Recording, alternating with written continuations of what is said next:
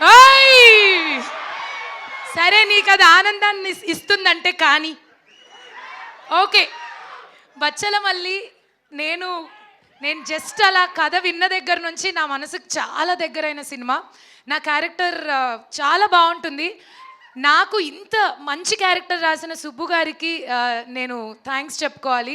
ఈ సినిమా గురించి నేను కూడా చాలా మాట్లాడాలి. But I think we will hold it for pre release function.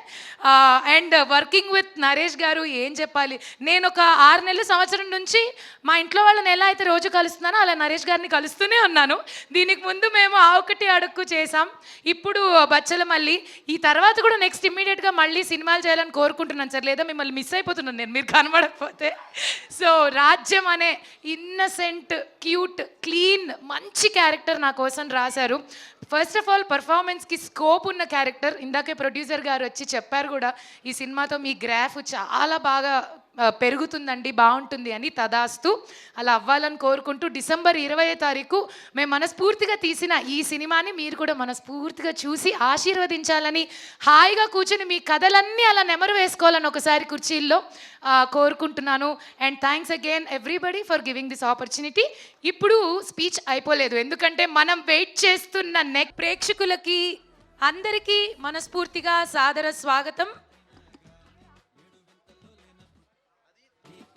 ఎంతో డిఫరెంట్ బజ్ ఉందండి. అండ్ క్యారెక్టర్స్ కానీ టేకింగ్ కానీ అండ్ ఎస్పెషల్లీ ఒకరి తర్వాత ఒకరి గురించి చెప్పుకుంటూ రావాలి. అందులో ముందుగా చెప్పాల్సింది మా డైరెక్టర్ సుబ్బు గారి గురించి. సో సుబ్బు గారు ఏం చెప్పాలి, లాక్డౌన్లోనే ఈయన హిట్ కొట్టేశారు. జస్ట్ అలా ఎవరికి దక్కని ఆ ఒక్క మార్క్ మీ మీద ఉంది సార్. సూపర్గా హిట్ కొట్టేశారు లాక్డౌన్లో. అండ్ ఇప్పుడు నెక్స్ట్ చాలా ఇష్టంతో మనస్ఫూర్తిగా ప్రేమతో, లిటరలీ చెప్పాలంటే ఒక్కొక్క అక్షరాన్ని ప్రేమతో నింపి రాసుకున్న కథ ఇది. అది మాకు చూస్తుంటే అర్థమైంది, నేను విన్నాను కాబట్టి కూడా అర్థమైంది. అదృష్టవశాత్తు ఆ కథలో నాకు భాగం కూడా కల్పించారు కాబట్టి బచ్చలమల్లి కథ మా అందరికీ చాలా మనసుకి చాలా దగ్గరగా ఉన్న సినిమా.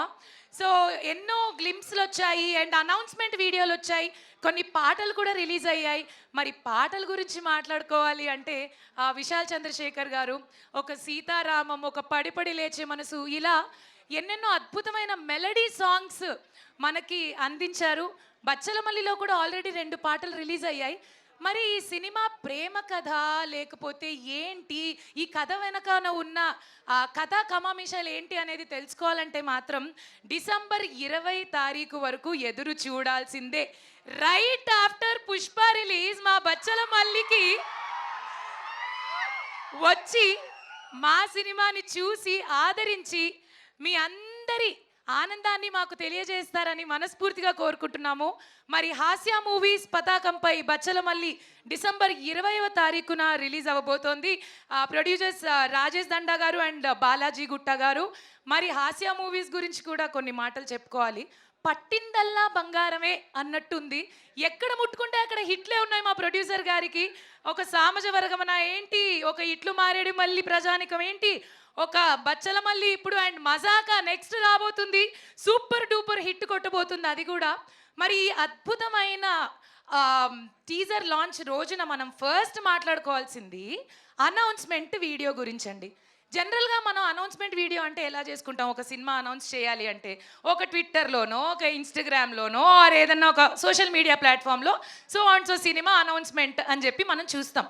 కానీ మా సుబ్బు గారు క్రేజీగా ఆలోచిస్తారు, డిఫరెంట్గా ఆలోచిస్తారు. ఈ అనౌన్స్మెంట్ వీడియో తర్వాత ఒక ట్రెండ్ కూడా సెట్ అయిపోయింది.